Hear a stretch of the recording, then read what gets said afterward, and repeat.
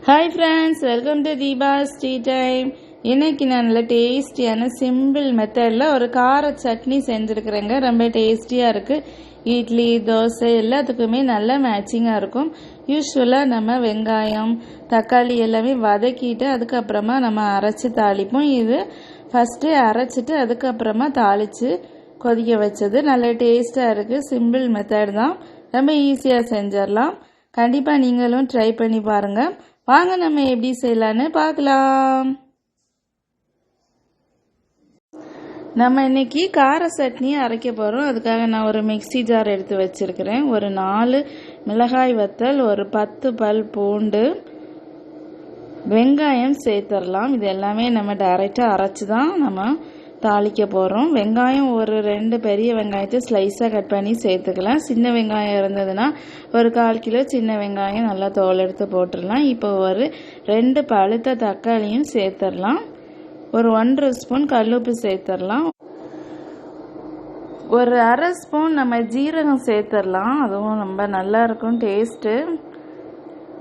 சேர்த்துட்டு நம்ம நல்லா அரைச்சி எடுத்துகிட்டு வந்துடலாம். தண்ணி ஊற்றியே அரைச்சிக்கலாம். கொஞ்சமாக தண்ணி ஊற்றி இந்த மாதிரி நல்லா நைஸாக அரைச்சி எடுத்துகிட்டு வந்துட்டோம்.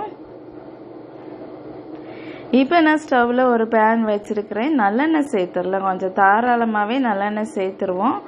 சேர்த்துட்டு கொஞ்சமாக கடுகு, ஒரு பிஞ்சு ஜீரகம் ஆப்ஷனல் தான், சேர்த்துட்டு கருவேப்பிலை சேர்த்துடலாம். கடுகு நல்லா வெடிக்கட்டும். இந்த சட்னி ரொம்ப ஈஸியாக செஞ்சிடலாம். இட்லி தோசை எல்லாத்துக்குமே நல்லாயிருக்கும். இப்போ நம்ம அரைச்சி வச்சது சேர்த்துடலாம். ரைஸுக்கு கூட இதை மிக்ஸ் பண்ணி நம்ம சாப்பிடலாம். அதுவும் ரொம்ப நல்லா டேஸ்ட்டாக இருக்கும். இது பச்சை வாசனை போகிறது வரைக்கும் நல்லா சிம்மில் வச்சு சூடு பண்ணிடலாம். நம்ம மூடி போட்டு கொதிக்க வச்சிடலாம். இல்லைன்னா நல்லா வெளியில் நம்ம மேலேயே தெறிக்கிறதுக்கு வாய்ப்பு இருக்குது. ஸோ அதனால் மூடி போட்டுடலாம். ஸ்டவ் சிம்மில் இருக்கட்டும். நம்மளுடைய கார சட்னி ரெடி ஆயிடுச்சு. ஒரு 15 மினிட்ஸ் ரொம்ப சிம்மில் வச்சு நல்லா கொதிக்க வச்சு எடுத்தாச்சு. லேசாக மேலே எண்ணெயெல்லாம் பறந்துருக்கு பாருங்கள்.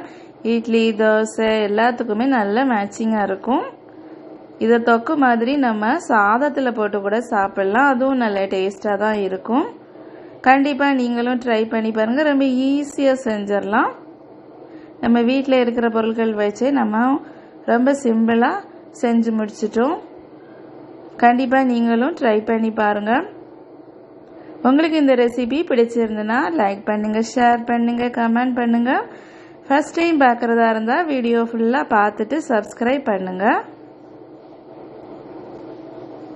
மீண்டும் நம்ம அடுத்த வீடியோவில் சந்திக்கலாம். தேங்க்யூ.